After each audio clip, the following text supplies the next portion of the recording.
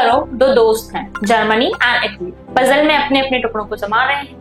Identity खोजनी है, unity बनानी है और तो और अपनी पहचान भी बनानी है। लेकिन क्या ये इतना आसान था? बिल्कुल नहीं। ये था पॉलिटिक्स, वॉर और तो और यहाँ पे इनकी फिलॉसफी का कॉम्बो पैक। तो आइए हम जानेंगे कि यूनिफिकेशन कैसे हुआ जर्मनी और इटली का। हेलो स्टूडेंट्स, मैं हूँ Urvashi Bhargav and welcome to फ्यूके एजुकेशन। स्टार्ट करते हैं। तो जो टॉपिक है वो है the making of Germany and Italy.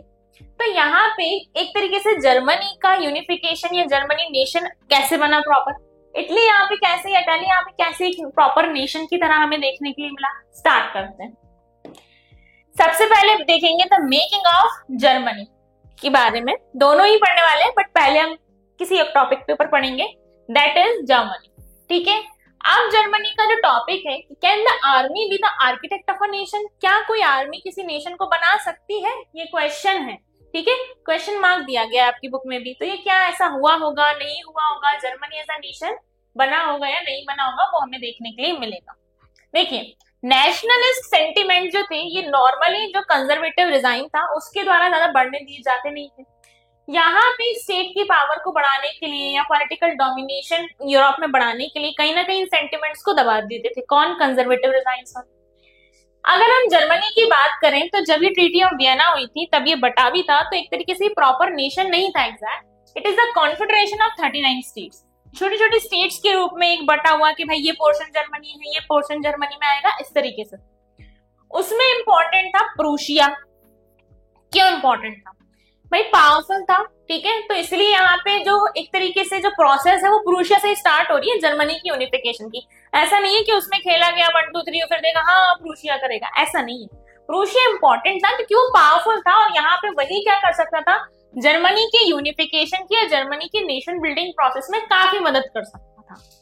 1815 से 1850 अप्रॉक्स 1848 तक यूनिफिकेशन ऑफ जर्मनी स्लो रहा। यानी एक ऐसी प्रोसेस थी, हो सकती थी आसानी से पर हुई नहीं, स्लो रही इसकी प्रोसेस। क्यों रही? ये क्वेश्चन बनके भी आपके सामने आ सकता है। तो पहला रीजन था पॉलिटिकल डिस्पैरिटीज। अलग अलग पॉलिटिकल एसोसिएशन होना, पॉलिटिकल थिंकर्स होना, इनके अलग अलग कहीं ना कहीं जो सोच थी, ओपिनियन से वो मैच नहीं कर पा रहे थे। भाई क्यों मैच नहीं कर रहे थे? जो रिएक्शनरी लोग थे जो चाहते थे चेंजेस आए, सडन चेंजेस आए, वो चाहते थे जर्मनी हैब्सबर्ग डायनेस्टी संभाले, उसके अंडर कंट्रोल में दे दो। रिफॉर्मिस्ट चाहते थे कि जर्मनी प्रूशिया के अंडर कंट्रोल में जानी चाहिए पूरी की पूरी, वो बहुत अच्छा काम करेंगे, रिफॉर्म कर देंगे जर्मनी को।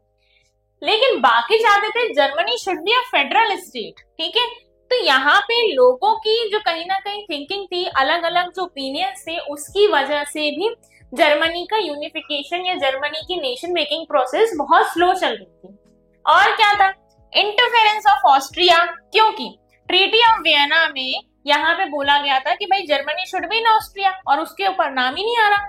जर्मनी बोल रहे ऑस्ट्रिया में जाना चाहिए था या उसका पोर्शन उसके पास होना चाहिए था, पर ऑस्ट्रिया का तो नाम ही देखने को नहीं मिल रहा। तो कहीं ना कहीं यहाँ पे उनका भी इंटरफेरेंस होना, weak German army and lack of national consciousness. मैंने बताया ना, national feeling and national sentiments की कमी होना बहुत बड़ा कारण रहा है नेशन बिल्डिंग ना हो पाने पे या फिर किसी भी नेशन की यूनिफिकेशन ना हो पाने पे।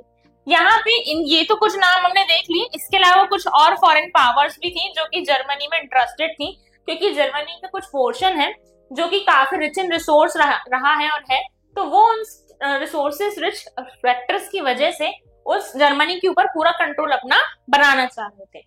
और क्या होता है, 1848 में कंजर्वेटिव जो होते हैं नेशनल सेंटिमेंट्स को मोबिलाइज करते हैं और यहाँ पे पॉलिटिकल डोमिनेशन बढ़ाने की बात करते हैं। लेकिन नेशनलिस्ट फीलिंग जो होती है वो धीरे धीरे बहुत ज्यादा बढ़ने लगती है मिडिल क्लास लोगों के अंदर, और यहाँ पे जर्मन जो थे वो अलग अलग तरीके से डिफरेंट रीजन्स को यूनाइट करने की बात करते हैं। ठीक है, यहाँ पे नेशन में वो बात करते हैं कि भाई इसको गवर्न किया जाएगा बाय एन इलेक्टेड पार्लियामेंट। ठीक है, अब ये काफी अलग अलग नेशंस में यही बात देखने के लिए मिल रही थी।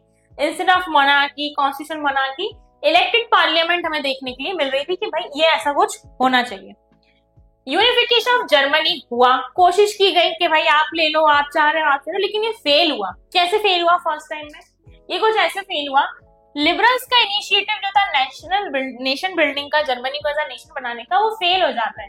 कुछ लोग बड़े मिलकर षड्यंत्र करते हैं, वो है वहां के मोनार्क और वहां की आर्मी मिलकर आ जाती है और उनको हेल्प करने आ जाते हैं वहां के बिग लैंड ओनर्स, जैसे कि उनको बोला जाता था प्रूशियन लैंग्वेज में जंकर्स। ये भी उनकी मदद करते हैं। तो लिबरल्स जिस तरीके का यूनिफिकेशन चाह रहे थे वो फेल हो जाता है, वो नहीं हो पाता। वहां के सीएम थे ऑटो वन बिस्मार्क, प्रूशिया के सीएम। ये जर्मनी को एक देश बनाने के लिए, उसको यूनिफाइड करने के लिए 7 सालों में 3 वॉर लड़ते हैं। 3 Wars over 7 years with Austria, Denmark and France. तीनों ही ये जीत जाते हैं और जहां इनकी जीत हासिल हो जाती है वहीं से यूनिफिकेशन ऑफ जर्मनी की प्रोसेस क्या होती है, स्टार्ट हो जाती है। चलिए भाई, बहुत खुशी की बात है, जर्मनी अब यूनिफाइड होने वाला है। अब यहाँ पे क्या होता है, 18 जनवरी 1871 की मॉर्निंग में असेंबली बनाई जाती है। प्रूशिया के सीएम कौन, ऑटो वन बिस्मार्क।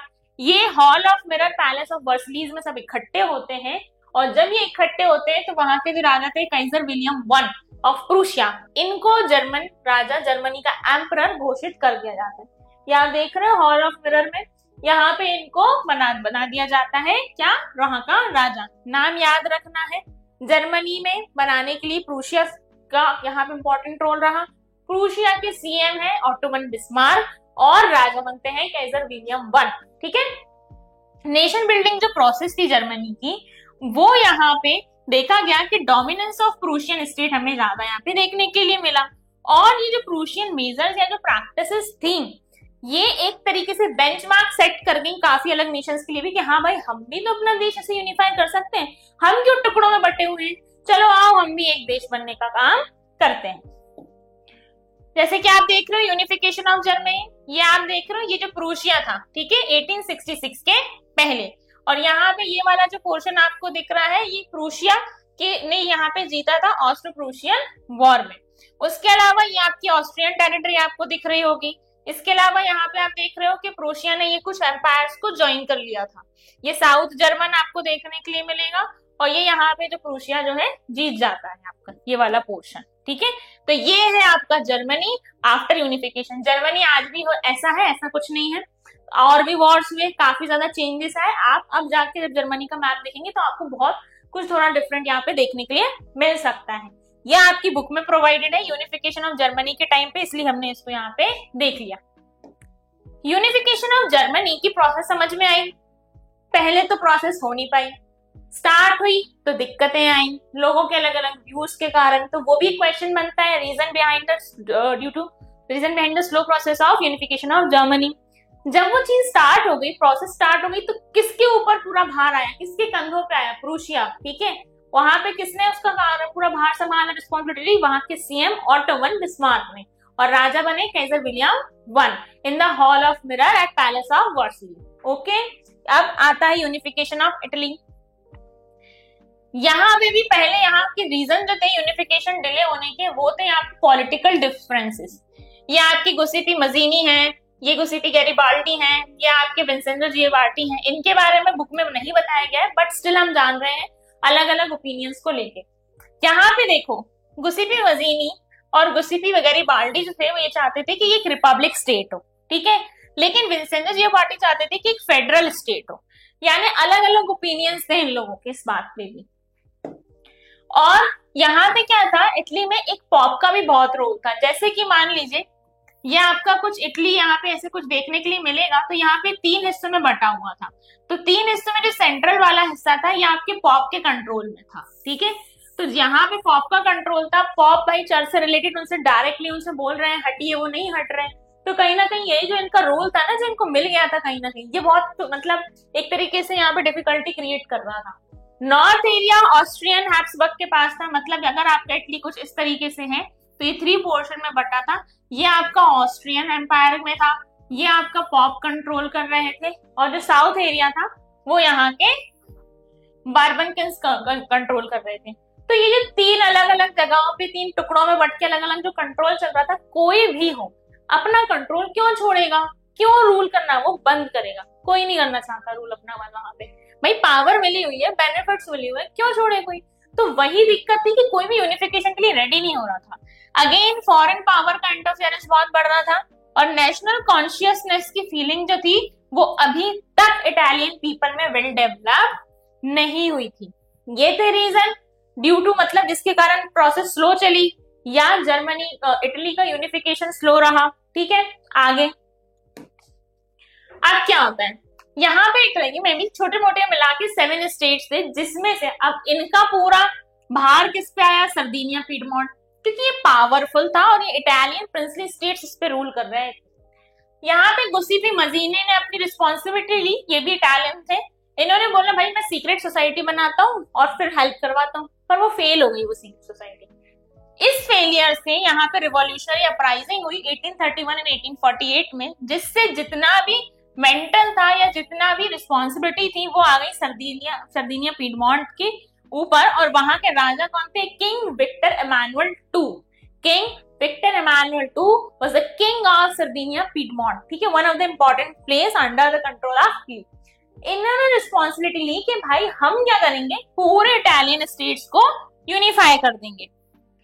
अब किंग विक्टर इमानुएल ने क्या करा, इमानुएल जी ने बोला कि भाई पूरी रिस्पॉन्सिबिलिटी कौन लेगा, मेरा सीएम लेगा।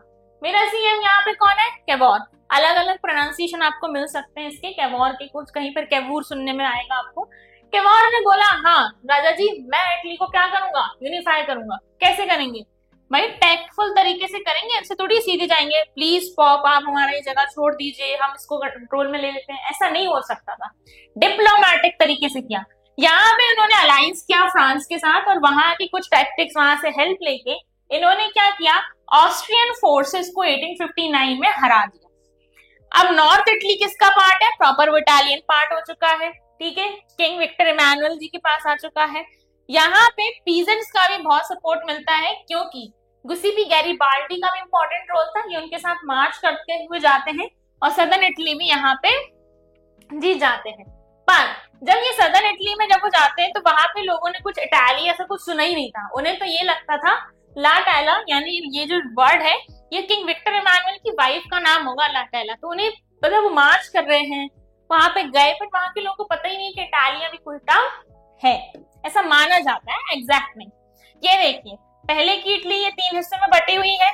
ठीक है, ये ऑस्ट्रियन एम्पायर यहाँ पे आपको अलग मिलेगा, बॉर्बन डायनेस्टी आपके पॉप के कंट्रोल में है, और आफ्टर यूनिफिकेशन ये सब किंग विक्टर इमानुएल टू और या फिर ये इटालियन स्टेट आपका पूरा हो चुका है। अब यहाँ पे देखिए क्या होता है, 1860 में वो मार्च करते हैं वो आर्मी के साथ साउथ इटली में and the kingdom of 2 Sicilies and succeeded in winning the support of peasant. Peasants की सपोर्ट उनको मिल जाती है और यहाँ से वो स्पेन के बॉर्बन किंग्स को हटा देते हैं। बॉर्बन डायनेस्टी सिर्फ फ्रांस में नहीं थी, स्पेन में भी थी, अलग है वो। ठीक है, यहाँ पे सेंट्रल इटली में पॉप डर जाते हैं, नॉर्थ वाली डायनेस्टी चली गई, साउथ वाली चली गई, पॉप को डर लगा अब मैं कैसे कंट्रोल करूंगा, तो वो खुद ही उस जगह को छोड़ देते हैं और 1861 में finally King Victor Emmanuel two वहां के राजा बन जाते हैं। ये एक पिक्चर है, ये दी गई है गुस्सीपी गैरिबाल्डी को जिनके शूज निकालने में समथिंग कुछ उनकी हेल्प कर रहे हैं। ये कौन है, गुस्सीपी गैरिबाल्डी, ये है आपके Victor Emmanuel two, right leg in the boot at last. Okay, आगे क्या बताया जा रहा है, strange case of Britain. Germany के बारे में जान लिया, ठीक है, इटली के बारे में जान लिया, वो भी बहुत बढ़िया रहा। ब्रिटेन के बारे में जानते हैं, आपको क्या लगता है ब्रिटेन स्टार्टिंग से इतना महान देश रहा होगा? बिल्कुल नहीं। अब उसके बारे में हम जानते हैं थोड़ा सा। कोई ब्रिटिश नेशन नहीं था ऐसा 18th सेंचुरी के पहले, लेकिन इनकी जो प्राइमरी आइडेंटिटीज थी इनके एथनिक से थी, इनके एथिक्स से थी, दैट इज इंग्लिश है, वो वेल्श पीपल है, स्कॉटिश पीपल है, ठीक है, या आपके आयरिश पीपल है, कुछ इस तरीके से देखने के लिए मिलता था। इनकी खुद की कुछ कल्चरल या पॉलिटिकल ट्रेडिशंस होते थे, उसी के हिसाब से इनकी आइडेंटिटीज बना दी गई थी। लेकिन इंग्लिश नेशन में स्टेडली क्या हो रहा था, वेल्थ का ग्रोथ हो रहा था और तो और पावरफुल बनते जा रहे थे और अब ये धीरे धीरे अपना जो इन्फ्लुएंस था काफी अलग नेशंस में, छोटे मोटे आसपास के आइलैंड्स को कंट्रोल करके अपना इन्फ्लुएंस बढ़ाना चाहते थे। लेकिन जो इंग्लिश पार्लियामेंट थी उनकी पावर, मोनार्की पावर को सीज करने की बात कर दी गई 1688 में, और इस कॉन्फ्लिक्ट के दौरान यहाँ पे ये देखा गया कि भाई एक नेशन स्टेट टाइप की कुछ बिल्डिंग हमें देखनी चाहिए, यानी कि इंग्लैंड जो था उसको एक सेंटर में लाया गया और यहाँ पे सोचा गया कि एक नेशन क्यों ना बनाने की बात की जाए।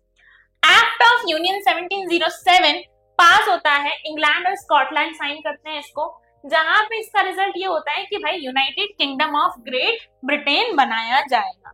United kingdom of great Britain किस एक्ट के थ्रू बना? एक्ट ऑफ यूनियन 1707, याद रखना है। और उसके अलावा यहाँ पे इंग्लैंड जो था, अब वो क्या कर रहा था, स्कॉटलैंड पे अपना इन्फ्लुएंस इंपोज करने लगा। एक्ट तो पास हुआ था, पर यहाँ पे पावरफुल यहाँ पे कौन हो रहा था, ये जो आपके ब्रिटेन जो जगह थी, ये अपनी वेल्दियर सेक्शंस की वजह से स्कॉटिश पीपल पे यहाँ पे उनको सप्रेस करने लग गए। कैसे? इन्होंने कैसे अपना इन्फ्लुएंस स्कॉटलैंड पे दिखाया? स्कॉटलैंड जो था, उनकी जो कल्चर थे या ट्रेडिशन थे, उसको वो यहाँ कहीं ना कहीं सप्रेस करना स्टार्ट कर दिया। स्कॉटिश हाईलैंड जो थे वो बहुत ज्यादा ये रिप्रेशन फेस करने लगे ब्रिटिश पीपल की वजह से। और तो और स्कॉटिश हाईलैंडर जो थे, उनको उनकी गायलिक लैंग्वेज, जैसे कि ये उनकी वर्नाकुलर, उनकी एक लैंग्वेज है, ठीक है, स्कॉटिश पीपल की गायलिक लैंग्वेज, ये उनको बोलने से मना कर दिया गया। और उनको ये भी बोला गया कि आप नेशनल ड्रेस भी अपनी नहीं पहन सकते हो, ठीक है। और क्या किया गया, ये एक तरीका बताया गया कि ब्रिटेन ने और ज्यादा पावरफुल होके क्या किया, सबसे पहले स्कॉटिश पीपल को सप्रेस किया, मना कर दिया, भाई आप अपनी लैंग्वेज मत बोलो, अपनी नेशनल ड्रेस मत पहनो। क्यों? क्योंकि आप ऐसा करोगे तो आपकी आइडेंटिटी अलग दिखेगी, which is not beneficial for us. और अब यहाँ पे क्या होता है, इंग्लैंड सेम चीजें किसके साथ भी होने लगती हैं, बिल्कुल स्कॉटलैंड जैसी किस्मत बन जाती है आयरलैंड की। आयरलैंड में दो तरह के ग्रुप्स बटे हुए थे, एक थे कैथोलिक्स, एक थे प्रोटेस्टेंट।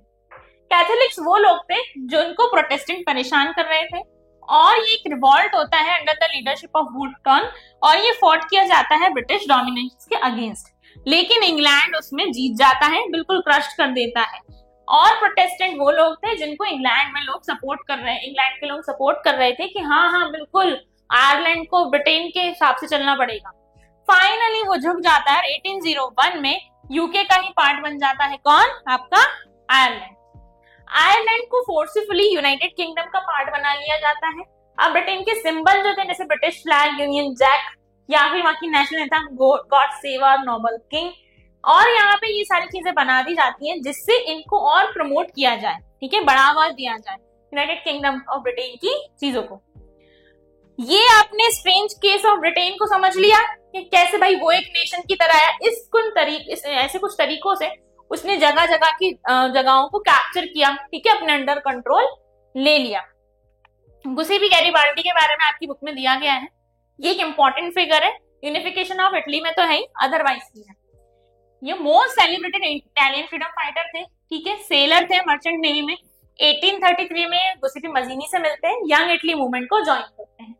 34 में ये अपराइजिंग हुई थी पीडमोंट में, उसको ज्वाइन करते हैं।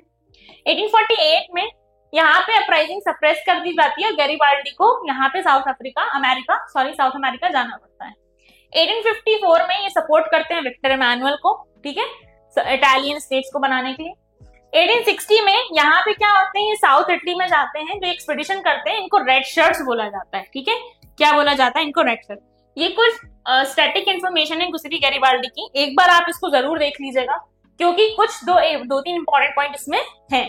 ये पूरा टॉपिक यहीं पर खत्म होता है। हमने देखा कि किस तरीके से यूनिफिकेशन ऑफ जर्मनी हुआ, इटली हुआ, ब्रिटेन हुआ, तो यहाँ तक आई होप कि आप लोगों को बहुत अच्छे से समझ में आया होगा। एंड ये टॉपिक यहाँ पे खत्म होने के बाद फ्रेंड्स, जर्मनी और इटली का भी टुकड़ों में बटे हुए हिस्से थे, और इन हिस्सों को देख के हमें ये समझ में आता है ना बहुत अच्छे से कि भाई कोई यूनिटी, कोई ऐसी प्रोसेस नहीं है कि कोई लड़ाई की या कोई वॉर की, ठीक है, ये प्रोसेस है पूरे बलिदान की, किस तरीके से उन्होंने सेक्रीफाइसेस किए, किस तरीके से उन्होंने एक वॉर लड़ा और अपने आप उस वॉर को जीता। तो हमें ये बात समझने की बहुत जरूरत है कि जर्मनी, इटली और भी नेशंस कभी कभी टुकड़े में बटे हुए ख्वाब थे, जिनको जोड़ने में हमें सालों लग गए। और अगर आपको ये वीडियो अच्छी लगी हो तो हमारे फ्यूके एजुकेशन चैनल को लाइक एंड सब्सक्राइब जरूर करें, और मोर इन्फॉर्मेटिव वीडियोस के लिए फ्यूके एजुकेशन ऐप जरूर डाउनलोड करें। Thank you.